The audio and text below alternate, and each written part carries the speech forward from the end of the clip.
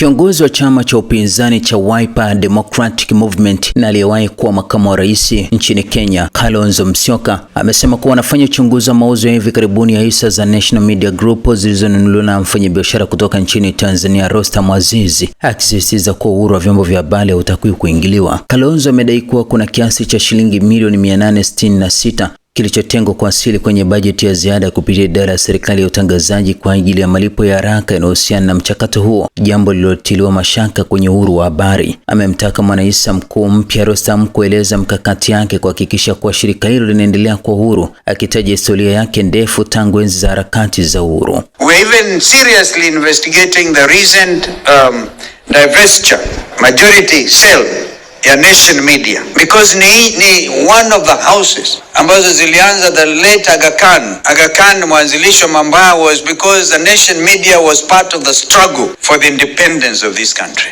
Therefore, independence of the media can never be compromised. Tutashungulia mambo haya. Angalieni what exactly has happened, because I'm told now secretly 866 million shillings imekuwa factored in the supplementary budget by the State Department of Broadcasting ili pesa ilipwe haraka haraka. Uliza mwishowe who is the recipient ya hizi pesa, and is the media. Then we want to ask the new owner, majority